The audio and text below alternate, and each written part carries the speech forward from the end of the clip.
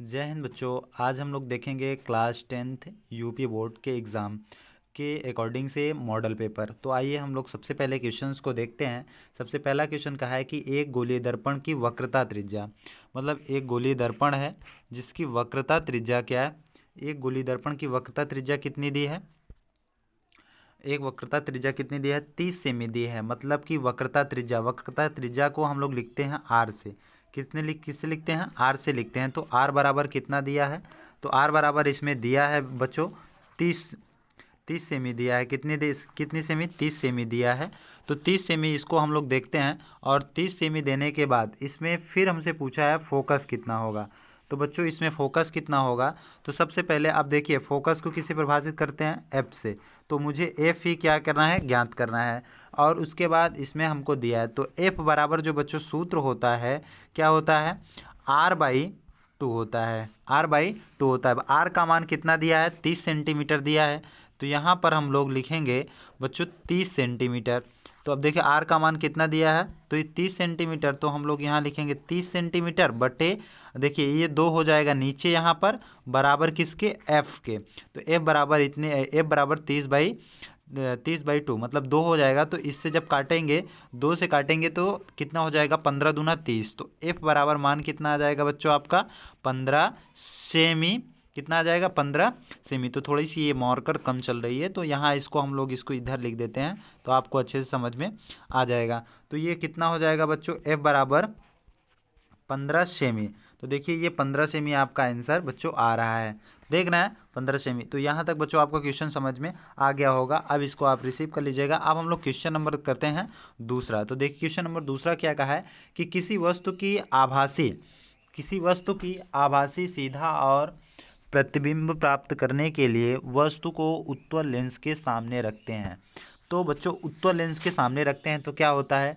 Lens के मुख्य focus पर होता है, फोकस दूरी के दुगनी दूरी पर होता है, अनंत पर होता है कि लेंस के प्रकाशित केंद्र और प्रथम मुख्य फोकस के बीच होता है। तो आप बताइए इसमें से कौन सा हो जाएगा आपका? तो इसमें बताएं जल्दी से।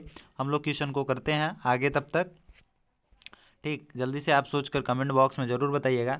तो इस सबसे पहले इसमें क्या हो जाएगा कि इसमें कहा है कि सीधा और बड़ा प्रतिबिंब प्राप्त करने के लिए वस्तु को उत्तल लेंस के सामने रखते हैं। तो बच्चों इसमें आंसर कौन हो जाएगा आपका?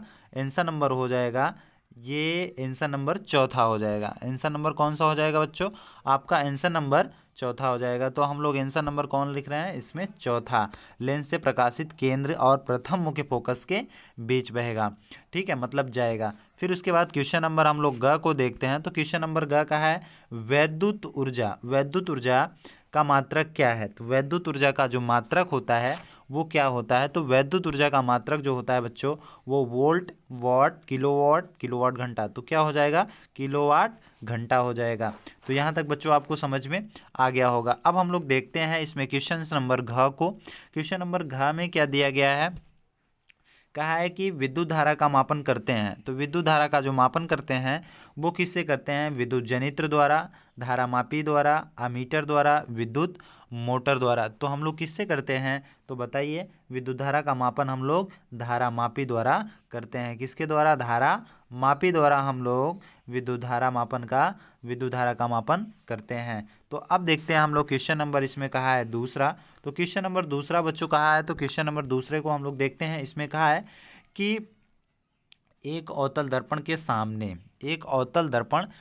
अब एक आप अवतल दर्पण, अभी तो बुक पढ़ ही चुके होंगे, अब इसमें अवतल दर्पण कहाँ से बना है तो मैं आपको बता दे रहा हूँ। एक अवतल दर्पण के सामने 15 सेमी दूरी पर रखी, तो 15 सेमी दूरी पर रखी है। तो जो भी कोई वस्तु होगी वो यू होगी, ठीक है। यू बराबर कितना हो जाएगा? -15 सेमी हो जाएगा, -15 सेमी हो जाएगा बच्चों। उसके बाद अब देखिएगा, थोड़ा सा मैं बताते चल रहा हूँ, ये 15 सेमी, और उसके बाद एफ कितना दिया है आपका बच्चों? एफ आपको दिया है, एफ इसमें से कितना दिया है आपको? 30 सेंटीमीटर। फोकस दूरी कितनी दी है? 30 दिया है, वो भी माइनस में दिया है, ठीक। किस में दिया है? माइनस में, और ये भी माइनस में है। तो बच्चों यहाँ पर अब हम लोग देखते हैं। देखिए क्वेश्चन, फिर हम लोग आगे इसमें, अब हम लोग इसको सूत्र, और देखिए हमको वी निकालना है बच्चों। क्या निकालना है? वी। तो वी हम लोग निकालते हैं इसमें। तो वी कितना हो जाएगा ये? तो तो अब देखिए इसके बाद हम लोग देखते हैं एफ बराबर वी बाई माइनस यू होता है। ठीक, क्या होता है? यू होता है। तो अब इसके बाद हम लोग ये सॉल्व क्वेश्चन से करते हैं कि देखिए अब एफ का मान कितना दिया है बच्चों, तो यहाँ पर दिया है 30 से भी माइनस में। ठीक, किस में दिया है? माइनस में दिया है। तो बराबर करेंगे हम लोग। अब इसके बाद हम लोग v लिखेंगे, फिर उसके बाद माइनस, फिर अब देखिए u का मान कितना दिया है? -15 दिया हुआ है। अब देखिए ये माइनस और ये माइनस, माइनस माइनस प्लस हो जाएगा। माइनस माइनस कितना हो जाएगा? प्लस हो जाएगा। माइनस माइनस प्लस, जब माइनस माइनस प्लस हो जाएगा, जब इधर आएगा तो फिर किस में हो जाएगा? ये माइनस में हो जाएगा बच्चों। किस में हो जाएगा? माइनस में। ये 30 माइनस में ये है, तो ये भी किस में हो जाएगा? माइनस में। तो हम लोग कितना लिखेंगे? 15 बराबर किसके? माइनस बराबर 1/v के। अब देखिए 15 और 30 का एलसीएम जब हम लोग लेंगे तो कितना हो जाएगा बच्चों? यहाँ पर 30 इसका एलसीएम हो जाएगा। 30 इसका एलसीएम हो जाएगा। 30 से 30 कटेगा तो यहाँ -1 बचेगा। फिर -15 दूना 30, तो यहाँ माइनस है तो यहाँ 2 बचेगा। तो आंसर कितना हो जाएगा बच्चों आपका? -3/30 हो जाएगा। ठीक, 3/30 हो जाएगा। अब 3/30 को जब आप काटोगे तो बच्चों क्या हो जाएगा यहाँ पर? तो ये बचेगा -10। आपका आंसर क्या बचेगा? -10 आपका आंसर बचेगा। तो हम लोग कह सकते हैं कि ये -10 है, तो अब जो इधर इसकी जो प्राकृतिक स्थिति होगी वो किधर हो जाएगी? बाईं ओर। किधर हो जाएगी? बाईं ओर। किधर हो जाएगी बच्चों? बाईं ओर हो जाएगी। और ठीक है, तो इतनी बातें अब बच्चों आपको समझ में आ गया होगा कि अब हम लोग ये क्वेश्चन नंबर 2 को आसानी से कर लिए। हम लोग सिर्फ बहुविकल्पी क्वेश्चन कर रहे हैं, पर ये आ गया तो मैं आपको बता दिया। आगे हम लोग बहुविकल्पी क्वेश्चन को आगे देखते हैं। रुकिए, चलिए बच्चों आगे अब हम लोग बहुविकल्पी क्वेश्चन को चेक करते हैं। देखिए इसको हम लोग हटा दिए थोड़ा। अब आगे हम लोग बहुविकल्पी क्वेश्चंस को सॉल्व करते हैं। तो देखिए बहुविकल्पी क्वेश्चंस जो हैं, अब देखिए हम लोग देखते हैं इसमें बहुविकल्पी क्वेश्चन। तो बहुविकल्पी क्वेश्चन इसमें दिया है कि सबसे पहले दिया है कार्बन परमाणुओं की संयोजकता। तो कार्बन परमाणुओं की जो संयोजकता होती है वो कितनी होती है? तो कार्बन परमाणुओं की जो संयोजकता होगी वो कितनी हो जाएगी बच्चों? तो 4। कितनी होती है कार्बन परमाणुओं की संख्या? 4। कार्बन परमाणुओं की जो संयोजकता होती है वो 4 हो जाती है। फिर क्वेश्चन नंबर हम लोग अब दूसरे का मतलब रसायन का ख देखते हैं। इसमें कहा कैल्शियम फास्फेट का सूत्र। तो कैल्शियम फास्फेट का सूत्र जो होता है बच्चों वो क्या होता है? तो कैल्शियम फास्फेट का जो सूत्र हो जाएगा बच्चों वो हो जाएगा आपका कैल्शियम CA3PO का होल ट्वाइस, P4 का होल ट्वाइस। तो इसमें कौन हो जाएगा? कैल्शियम फास्फेट का सूत्र CA3PO4 का होल ट्वाइस हो जाएगा। तो क्वेश्चन नंबर हम लोग ऑप्शन नंबर 3 सही हो जाएगा। फिर इसमें कहा है मुझे कि रासायनिक समीकरण BaCl2 जलीय प्लस H2SO4 जलीय बराबर BaSO4 ठोस है प्लस हाइड्रोक्लोरिक जलीय विलयन है। तो एक प्रकार से ये कौन सा है? योगात्मक क्रिया है, निराकरण क्रिया है, अवक्षेपण अपक्रिया है, इनमें से कोई नहीं। तो इसमें से कौन सी अपक्रिया हो जाएगी बच्चों? तो इसमें से हो जाएगी आपकी अवक्षेपण अपक्रिया। इसको क्या कहते हैं? अवक्षेपण, मतलब कि एक दूसरे से ये अवक्षेप कर गई है। जैसे बी के साथ SO4 चला गया, फिर Cl के साथ हाइड्रोजन के साथ Cl आ गया, तो इसी को कहते हैं अवक्षेपण अभिक्रिया। तो बच्चों ये भी 2 नंबर का है, तो इसको हम लोग नहीं देखते हैं, अब सिर्फ बहुविकल्पी क्वेश्चंस को हम लोग देखते हैं। फिर अब हम लोग चलते हैं, रसायन का बहुविकल्पी क्वेश्चन खत्म। अब हम लोग चलते हैं बायोलॉजी का क्वेश्चन हम लोग कर रहे हैं। तो देखो बायोलॉजी का क्वेश्चन जो है बच्चों इसमें दिया है, तो इसको देखते हैं। फिर इसके बायोलॉजी में क्वेश्चन दिया है कि क्लोरोफिल अवशोषित करता है। क्लोरोफिल किस में अवशोषित करता है? जल में, खनिज लवण में, प्रकाश ऊर्जा में, ऑक्सीजन में। तो क्लोरोफिल जो होता है वो प्रकाश ऊर्जा में अवशोषित होता है।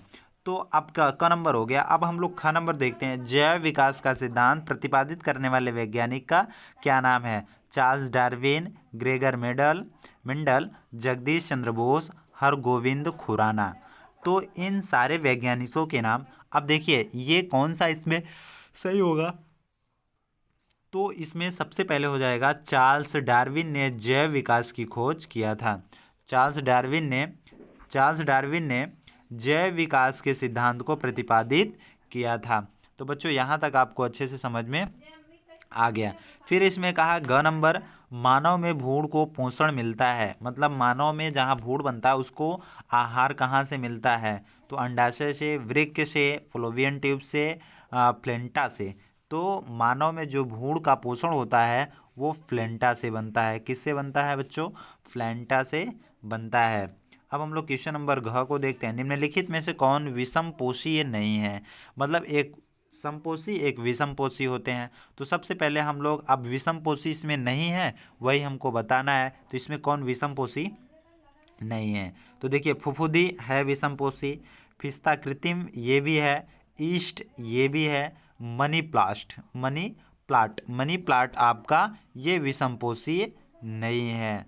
ठीक, यही विषमपोषी आपका नहीं है, बाकी सभी विषमपोषी हैं। तो बच्चों यहाँ तक आपको क्वेश्चन समझ में आया होगा। और हम लोग जितने भी बहुविकल्पी क्वेश्चंस करेंगे बच्चों, ये आपसे जो 2023 से एग्ज़ाम जो यूपी बोर्ड का हो रहा है बच्चों, उसमें बहुविकल्पी क्वेश्चन से 20 नंबर का पूछे जाने लगा। तो अब हम लोग जितने भी मॉडल्स क्वेश्चन होंगे 20 नंबर को हम लोग टारगेट बनाएंगे, जो कि बहुविकल्पी क्वेश्चन होंगे और मोस्ट इम्पॉर्टेंट बच्चों क्वेश्चंस होंगे। और जहाँ तक रोज़ आपको साइंस की भी आपकी क्लासेस, साइंस की भी मॉडल पेपर मिलेगा आपको।